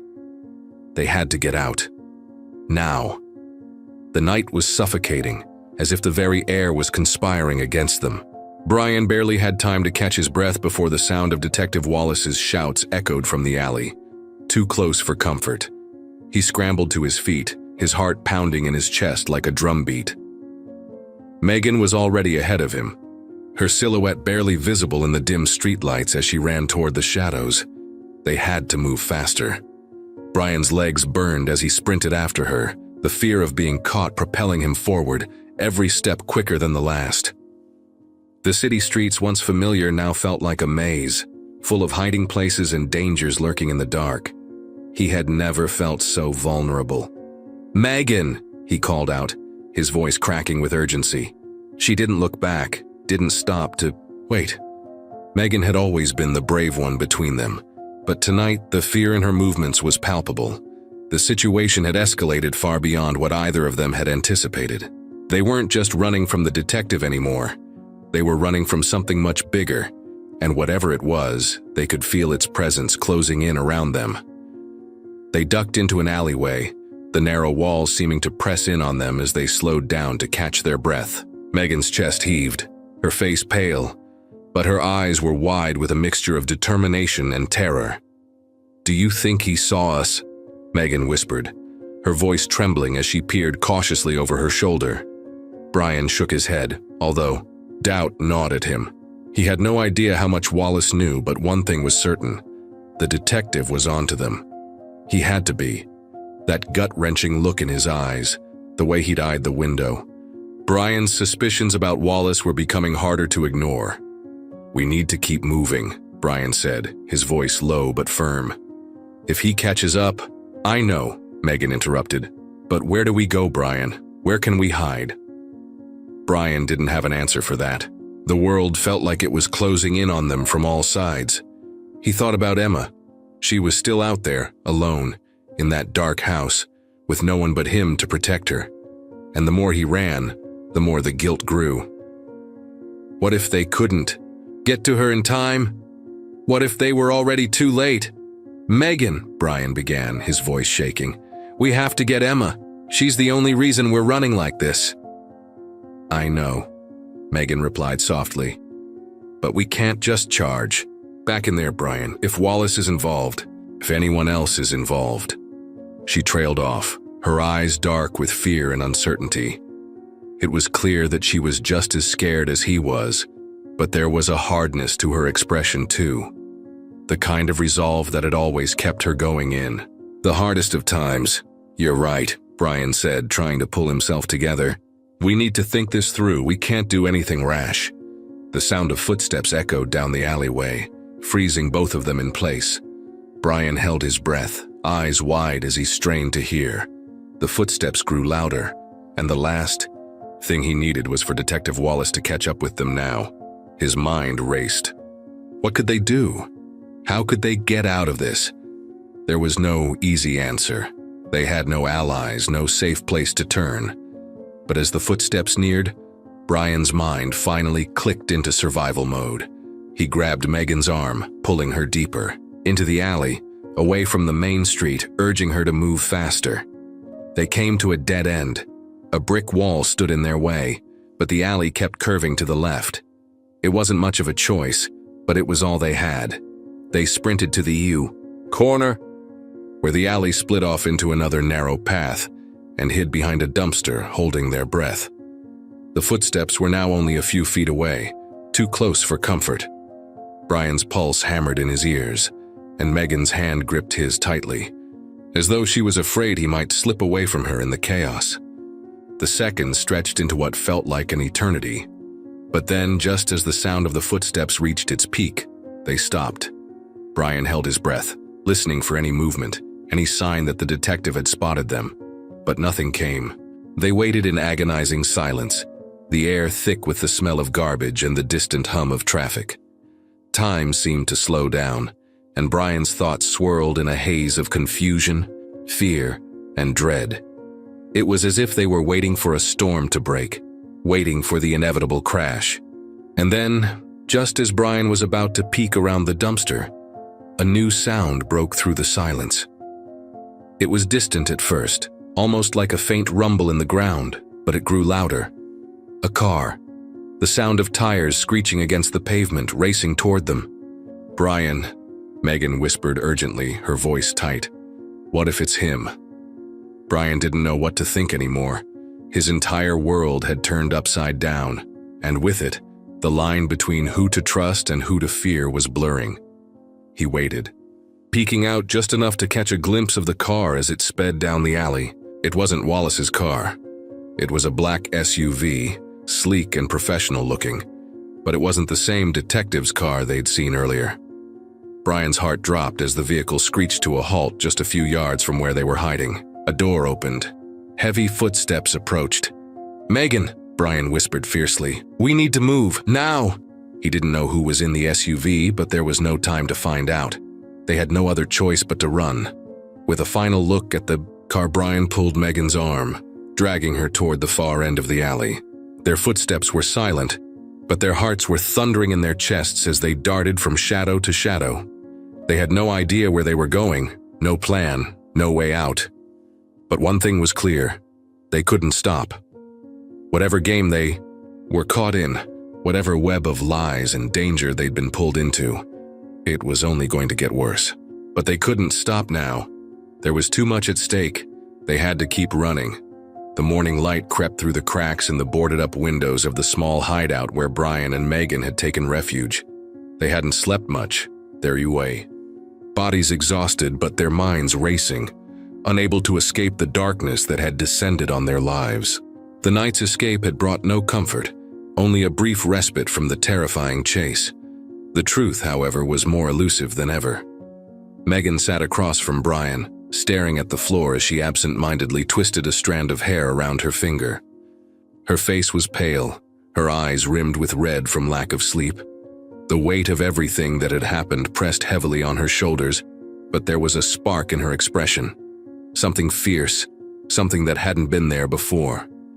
"Brian," she said, breaking the silence. Her voice was calm, but there was an edge to it, something that suggested she had made up her mind about something important. "We can't keep running forever."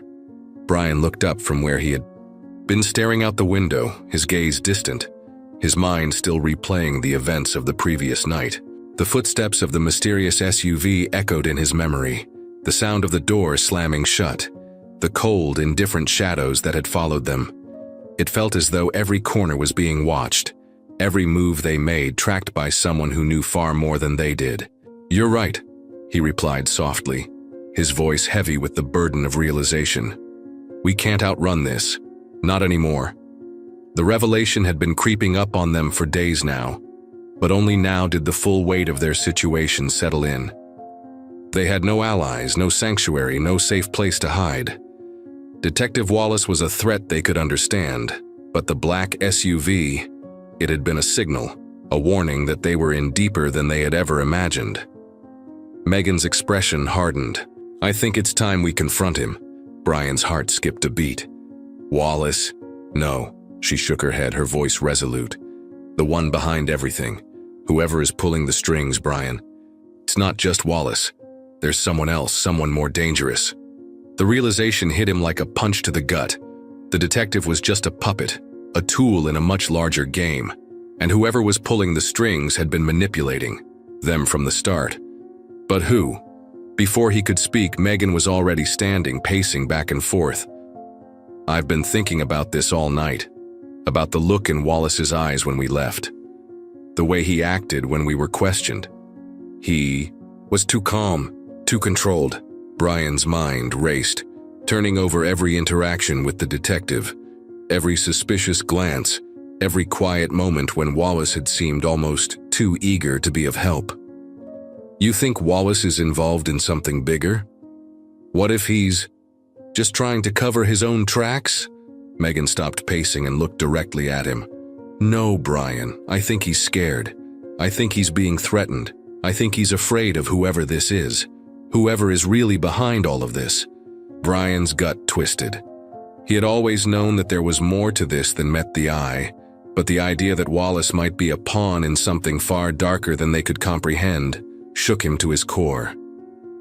"We need to confront him," Megan repeated, her voice firm. "Get him to talk. If he knows anything, he's not going to keep it hidden forever, and if we can't trust him, we'll find someone else who can help." Brian nodded, though a part of him felt like they were stepping into a trap, but there was no other choice. If they wanted to find out the truth, if they wanted to uncover the identity of the person behind the black SUV, they would have to get answers from Wallace. They couldn't let fear dictate their next move. Hours later, they found themselves outside the police station, the place that had once felt like a sanctuary, now the last place Brian wanted to be. He glanced at Megan, her face set in determination, and then at the station's heavy doors, as if they were the gates to a war zone. "This is it?" Megan whispered, her voice a mixture of fear and resolve. "I know," Brian said, his throat dry. "We just need to be careful. If Wallace knows we're coming, if he's really in deep with whoever's behind this, things could get ugly fast." Megan reached out and placed a hand on his arm. "We'll be careful, but we can't wait any longer. The longer we hide, the more we lose control of the situation." Brian didn't have the heart to argue. He knew that Megan was right. They had spent days running, hiding, and hoping for an answer to fall into their laps. But the time for running was over. They needed to know the truth, even if it meant facing the one person they had once trusted. Inside the station, they made their way through the sterile hallways, the cold fluorescent lights casting shadows on the walls as they passed by offices and desks. They didn't speak, their footsteps echoing loudly in the silence. Brian could feel the tension in the air, the weight of every step bringing them closer to the inevitable confrontation. They found Detective Wallace in his office, staring down at a pile of paperwork, his posture rigid, as though he were trying to avoid acknowledging them. Brian felt his stomach twist, but he pushed it aside. This was the moment. This was the time to confront everything. "Wallace," Megan's voice broke through the tension, cutting through the air like a knife. The detective's head snapped up, his face pale, eyes wide with surprise. "Miss Thomas, Mr. Hughes, what are you doing here?" His voice was shaky, a clear sign that he wasn't prepared for their visit. "We need to talk," Brian said, his voice steady, but his heart pounding in his chest. "We need answers, now." Wallace's eyes flickered nervously. He glanced around the room as though seeking an escape, but there was no way out now. They had him cornered. "What do you think you know?" Wallace asked, his voice low, defensive. Brian took a step forward, his pulse quickening. "We know you're not the one behind all this. Someone else is pulling the strings and you're too afraid to tell us. You've been lying to us from the start." Wallace swallowed hard. I don't know what you're talking about." "You do." Megan stepped in, her voice cutting through the air like a whip. "We know you've been protecting someone, Wallace. Someone dangerous." For a moment, Wallace said nothing. His eyes darted around the room, his hand gripping the edge of his desk tightly. It was clear that he was on the verge of a breakdown, but he was still holding back. "You don't understand," he whispered, his voice trembling. "You don't know who you're dealing with." Brian felt the walls closing in. "Then tell us, Wallace. Who are we dealing with?" For a long moment, Wallace didn't speak. The silence hung heavy in the room, as if it were holding its breath. Then finally, he opened his mouth. "They'll kill you if you keep digging," he said, his voice barely above a whisper. "They're everywhere, watching, waiting." The words hung in the air, chilling them to the bone. The detective wasn't just hiding something. He was terrified. And whoever he was protecting, whoever was behind this, was far more dangerous than Brian and Megan had ever imagined. Brian's mind spun with what Wallace had just revealed. "They'll kill you if you keep digging." The words echoed in his head, making it hard to breathe. He turned to Megan, whose face was pale but determined. Her lips were pressed into a thin line, and her hands clenched into fists at her sides. She was thinking the same thing. They were not just dealing with a corrupt detective anymore. They were up against something much larger, something that had a hand in every part of their lives for longer than they could comprehend. Brian tried to steady his breathing, focusing on Wallace, who was now looking at the floor, almost as if he were ashamed of what he had said. The detective's hands trembled as he adjusted his glasses, as if the action could somehow shield him from the guilt that weighed on his conscience. "Who are they, Wallace?" Megan asked, her voice low but insistent. "You have to tell us. We can't keep running from shadows. We need answers now." Wallace hesitated, looking between the two of them, his eyes full of fear and regret. For a moment, Brian saw the man he had once trusted, the man who had seemed like a good cop, who had always been there when things went wrong. But now, all that trust was slipping away, thread by thread. I can't," Wallace finally whispered, shaking his head. "I won't be the one to lead you into this. You don't understand what you're up against." "You're already in this with us," Brian snapped, frustration mounting in his chest. "We're already in it. You know more than you're saying." Wallace's gaze flickered to the door, as if he were considering making a run for it. But the look in Brian's eyes told him that there was no escape. He was cornered, trapped by his own lies. "I've been trying to protect you," Wallace said in a voice that trembled. "I didn't want you to get involved. It's too dangerous. You don't know the things I've seen, the people I've had to deal with. They're everywhere, watching you, watching all of us." Megan's brow furrowed in confusion. "But why? Who are they?" "They call themselves the Collective," Wallace said, the words slipping out like a curse. "It's an underground network, a shadow organization that operates under the radar. They have their hands in everything: politics, business, law enforcement. They've been pulling the strings for decades, manipulating events, people, entire lives." Brian could feel the blood drain from his face. "What do they want?" "They want control," Wallace said with a bitter laugh, his eyes hardening as if he were remembering a terrible truth. "They don't care about anything else. They don't care about right or wrong. All they care about is power, and anyone who gets in their way, anyone who learns too much, becomes expendable." The words hit Brian like a ton of bricks. Expendable. He thought of the people they had known over the years, the ones who had disappeared, the cases that had gone cold, the lives that had been ruined by forces beyond their understanding. It was all connected. Everything had been part of the larger plan all along. "Wallace," Megan said, her voice urgent. "How do we stop them? How do we fight back?" Wallace ran a hand through his hair, his face contorted with regret. "You can't. You have to. Walk away now. They won't let you survive if you keep digging. I tried to protect you, but I failed." He stopped mid-sentence, his eyes widening in sudden realization. Brian followed his gaze and saw what Wallace had seen. A figure standing in the doorway, framed by the dim light of the hallway. The door had been left slightly ajar, and the stranger standing there seemed almost too still. The figure was tall, dressed in black, with an expression hidden behind the shadows. Brian's heart skipped a beat. "Megan," Brian whispered, his voice low and tense. "Get out of here. Now." But Megan didn't move. She was staring at the figure, her body stiff, her hand hovering near her purse, ready for anything. The air in the room had thickened, charged with a heavy electric tension. The figure in the doorway didn't make a move, but Brian could feel the weight of their presence in the room, as if they were waiting for something to unfold. "Who are you?" Wallace's voice cracked, breaking the silence. "How did you find us?" The figure didn't answer. Instead, they stepped into the room slowly, their movements deliberate and controlled. As they drew closer, Brian could see the glint of something sharp in their hand. A knife, polished and gleaming. A shiver ran down Brian's spine.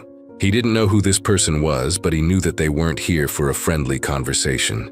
The stranger stopped in front of Wallace, their face still concealed. For a moment, there was an eerie silence. Then, without warning, the figure raised the knife and pointed it directly at Wallace's throat. "Your time is up," the stranger said, their voice low and threatening. "You've betrayed the Collective, detective, and now you'll pay the price." Brian's breath caught in his throat. Megan's eyes were wide with fear, but she didn't hesitate. She pulled her gun from her purse, aiming it directly at the stranger's chest. "Get away from him," she commanded, her voice steady but edged with panic. "Drop the weapon now." The figure didn't flinch. Instead, they tilted their heads slightly as if amused. "You're not in control here, Miss Thomas. You never were. You should have stayed out of this. But now..." They paused, their lips curling into something that almost resembled a smirk. "Now you're a part of it." Wallace's face drained of color as the stranger's cold gaze shifted to him. "You failed them," the figure said quietly. "You failed everyone. You should have walked away when you had the chance." Brian stepped forward, his heart racing, trying to make sense of the situation. "Who are you?" he demanded again. "What do you want with us?" The figure's gaze never wavered from Wallace, but their lips parted, and their words hit Brian like a sledgehammer. "I'm the one who owns your future." The room seemed to go still, every second dragging on longer than the last, until Megan's voice broke the silence. "What does that mean?" she asked, her gun still trained on the stranger. A sinister smile played at the corners of the figure's lips. "It means," they said slowly, "that you're too far gone. You're in this for good now, and there's no way out." The stranger's eyes flickered to Brian, then to Megan, and for the first time, Brian felt an overwhelming sense of helplessness. The silence that followed the figure's chilling words was deafening. It hung in the air like smoke, thick and suffocating.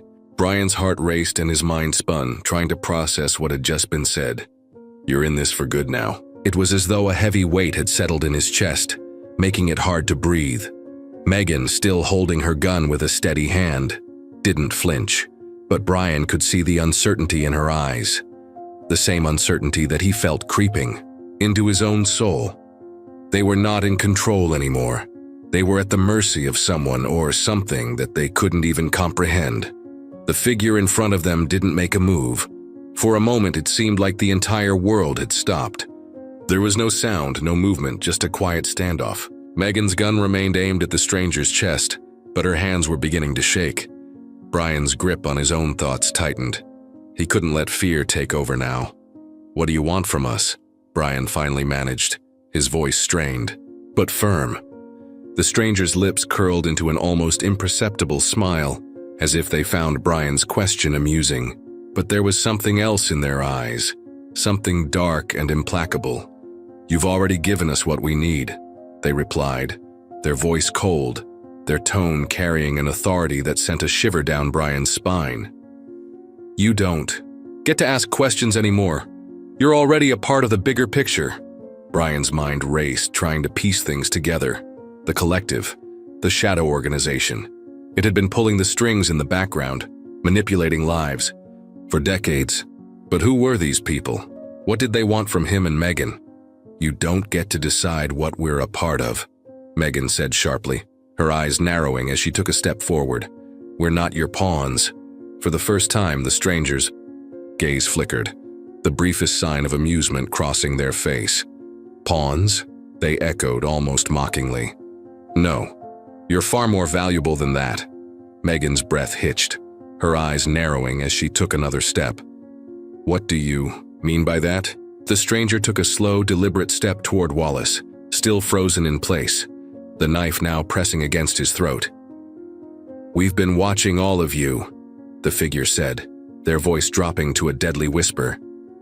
"You've been marked, all of you. Everything you've done, every move you've made has brought you closer to this moment." Brian's stomach churned with unease. He didn't know if it was the gravity of the situation or the sheer dread of what was coming next, but the fear was starting to seep in. Marked? What did that mean? And why were they dragging Wallace into this? What role did he play in all of this? "You're going to watch him die," the stranger continued, their voice flat. "You're going to witness it and then you'll understand. Everything is connected. You think you can fight back, but you've already lost. This was never about you. It was always about him."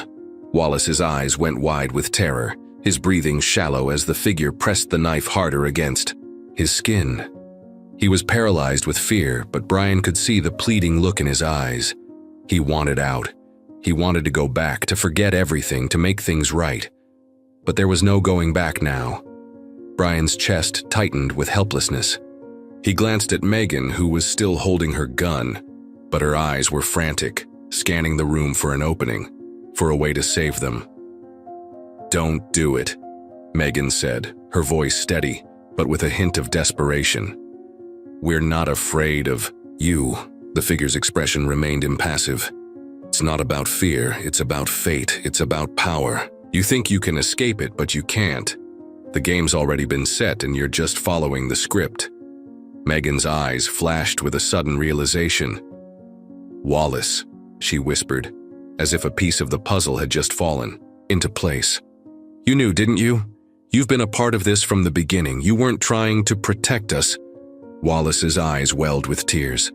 I never wanted this, Megan, he choked out. You don't know what it's like. They own everything. Everyone. They have control over everything. I thought I could help, thought I could find a way out, but what? Brian interrupted, his voice rising. What have you been hiding, Wallace? The stranger didn't allow him to finish. With a swift motion, they jerked the knife away from Wallace's neck and stepped back, their face unreadable. You've said enough, the stranger said coldly. You're both going to witness the consequences of his choices. Megan's hand tightened around the grip of her gun, but she didn't fire. She didn't move. There was no point. They were out of options. They were facing an enemy with an entire network behind them, a force far stronger than any of them had anticipated. Wallace dropped to his knees, his face a mask of shame and terror. Please, he pleaded. I never wanted any of this. I thought I could control it. I thought I could stop them. Brian's stomach twisted as he looked down at the man he had once trusted, his old friend, now broken and undone by his own choices. The stranger moved toward the door, and with a final glance back at the three of them, they spoke one last time. This is just the beginning, they said, their voice as cold as ice. You'll see. We control everything.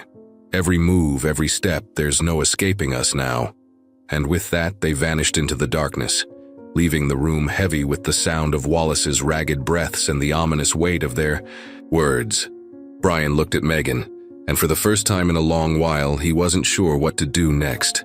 Brian stood in the darkened room, the air thick with the weight of their situation.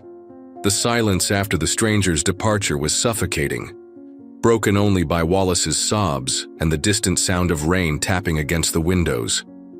The reality of what had just happened hung heavy in the air. He could barely process the severity of it all. Megan didn't speak. She was still holding her gun, the barrel trembling slightly in her grip. Her knuckles were white, the only sign of how deeply rattled she was by the conversation that had unfolded. The truth, however distorted it was, had finally cracked through the surface. Wallace had been involved in something far darker than they could have imagined, and now they were all entangled in it. We need to leave, Megan finally said, her voice steady, but laced with an undeniable urgency. She turned toward the door, eyes scanning the room, as if she expected someone to burst through at any moment. We can't stay here. It's too dangerous. Brian nodded, but something gnawed at him. He couldn't just walk away. Not without understanding what had really happened to Wallace, to all of them. His mind raced. What exactly was he involved in? How much of this did he know? There was so much to uncover, and Brian couldn't shake the feeling that they were standing on the edge of something far more perilous than they could handle. You can't run forever, Wallace muttered from where he knelt on the floor, his voice hoarse. His face was pale, and his eyes were hollow, haunted. The once confident and composed man was now a shell, consumed by guilt. It's already too late. Brian turned to him, his patience thinning. What the hell are you talking about, Wallace? Megan moved closer to him, trying to steady his hand. Let him explain. If he knows something, anything, we need to hear it. Wallace swallowed hard, his eyes not meeting theirs. You think I didn't try to stop it? I didn't want this for any of you, I just… His voice trailed off, as though the weight of his own words suffocated him. You have no idea what they can do. I've seen it firsthand. I've seen them manipulate everything. People, situations, lives. He choked on his breath. I thought I could get out, but they never let you go. You try to walk away and they pull you back in. Brian stepped forward, urgency creeping into his voice. Who are they, Wallace? Who's pulling the strings? Why did they target us? Wallace's lips trembled as if the words were too painful to say. His face twisted in regret, his hands shaking.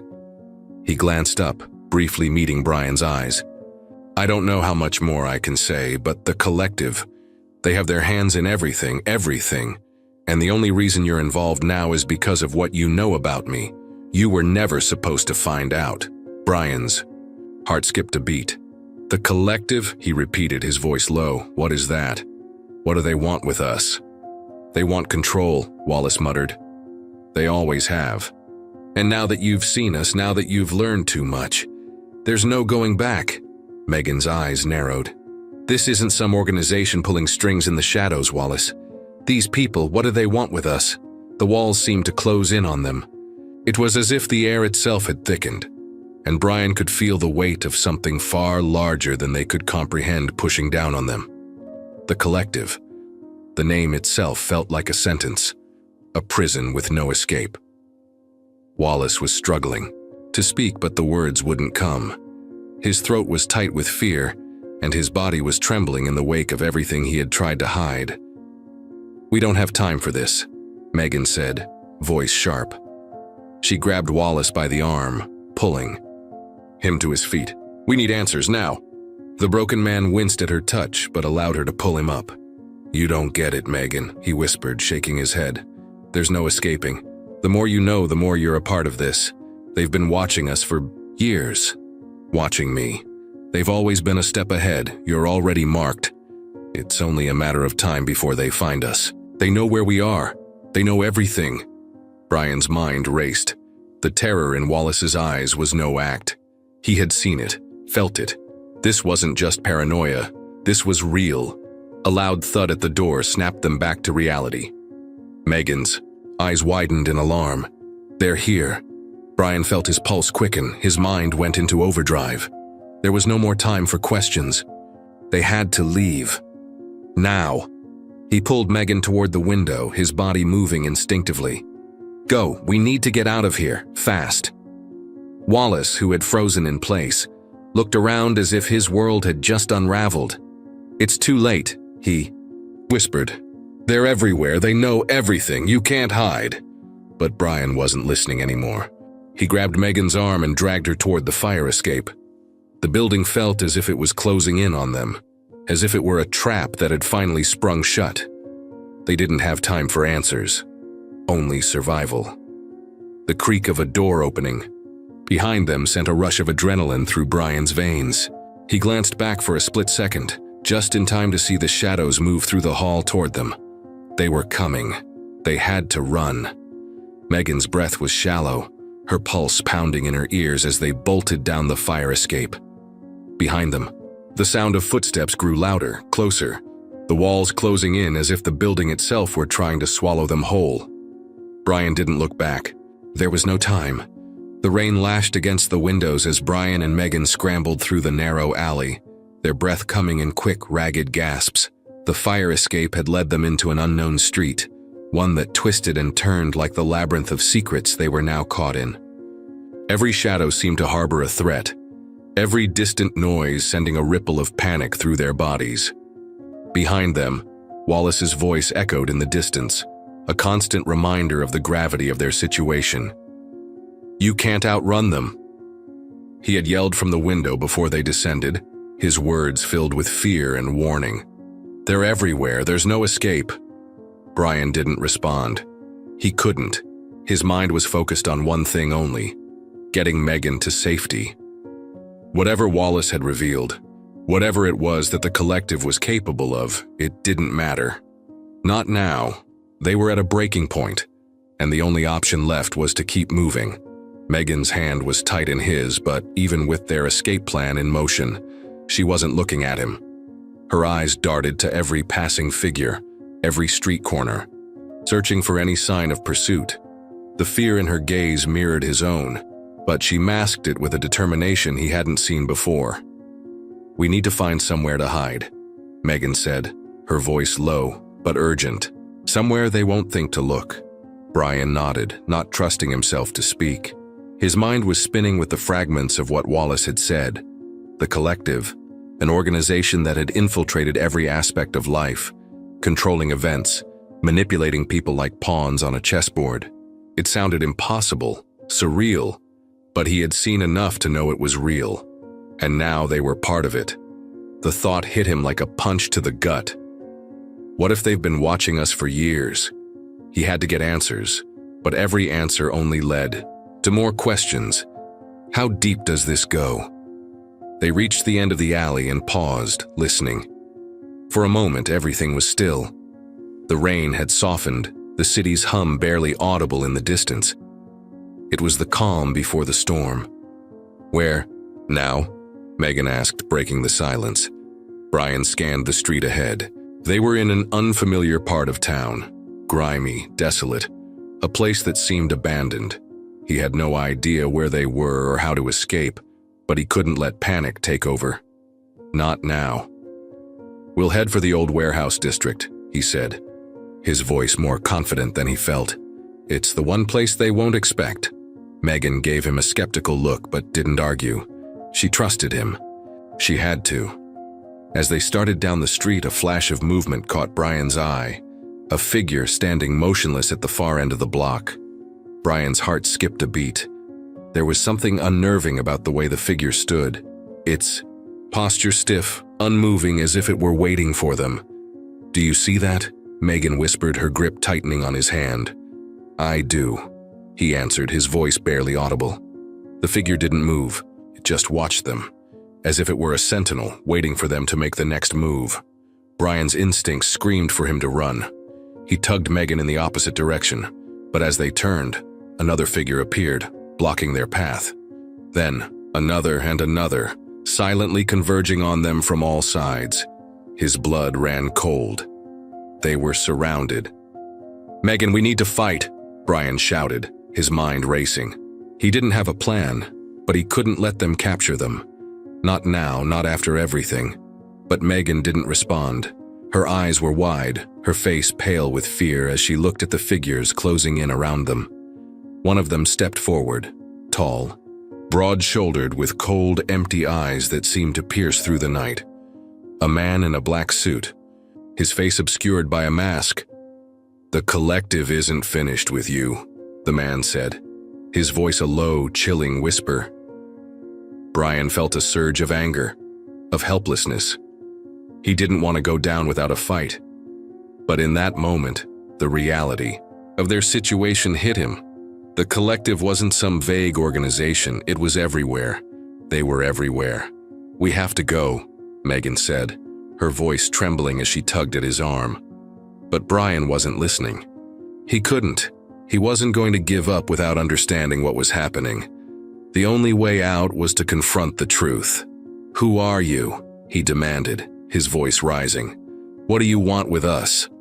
The man in the mask took a step, closer, his voice unwavering. "You already know too much, there is no turning back." As the words hit Brian like a physical blow, another figure stepped into view, a familiar face, someone he hadn't expected to see. Wallace. "Wallace." Megan gasped. "What the hell are you doing here?" Wallace's eyes were hollow, the same hollow look from before, but there was something else there now. A twisted, knowing smile. "You were always meant to be part of this," he said, his voice almost empty of emotion. "You're not just running from them, you're running from yourselves," Brian's mind reeled. Wallace wasn't just another victim. He was part of the collective. He was part of this web they had walked into. The truth that had eluded them for so long was now crashing down on them all at once. "No," Brian whispered, taking a step back. "This can't be real. You've been lying to us this whole time." Wallace's smile grew colder, more detached. "You still don't get it, do you? They've been watching us for years. The moment you uncovered what I've been hiding, you became part of it. It was always going to end like this." Brian felt his world shift beneath his feet. There was no escaping this. There was no way out. The figure in the mask raised a hand, and with a swift movement, darkness seemed to fall over them, blotting out everything. When Brian regained consciousness, it wasn't the bright lights of safety he saw, but a dim, cold room that smelled of stale air and something darker. His head throbbed, his vision blurred, and for a moment he thought he had died. The shock of what had happened last, Wallace's betrayal, the figures surrounding them, The cold darkness hit him in waves, each memory more painful than the last. But as his eyes adjusted to the gloom, he realized that he wasn't alone. Megan was sitting in the corner, her arms wrapped around her knees, her face pale and drawn. She looked up when she heard him stir, her eyes filled with fear and confusion. "Brian, you're awake," she whispered, relief flooding her voice. But it was quickly replaced by something darker. I don't know what's happening. We were captured. They took us." Brian sat up with effort, his body still aching. "The collective," he muttered, the words tasting bitter on his tongue. "They've been controlling everything." Megan nodded slowly. "Wallace, I don't understand. He was one of them all along, wasn't he? That's why he kept lying, twisting everything. He knew." The weight of her words hung in the air like a storm cloud, oppressive and thick. Wallace wasn't just an accomplice. He was part of the very system they'd been running from, the web that had ensnared them before they even realized what was happening. Brian clenched his fists in frustration. "He never cared about us," he spat, though the realization wasn't a new one. He had known deep down that Wallace's smiles and assurances had been empty, but hearing the truth now felt like a gut punch. He stood up slowly, wincing at the ache in his joints, and walked toward the barred window. There was no light outside, just an endless black void stretching out beyond the iron bars. Where were they? The question gnawed at him. How deep was this conspiracy? "Do you think they'll kill us?" Megan asked softly, breaking the silence. Brian turned to her, his heart aching for her vulnerability. She had never asked to be dragged into this mess, but now they were both trapped in it, bound together by their search for truth and escape. "I don't know," he admitted, "but whatever happens, we fight." Megan met his gaze, her eyes filled with silent understanding. They both knew that there was no going back. Even if they escaped this place, the collective's reach was everywhere, and it would be impossible to outrun it for long.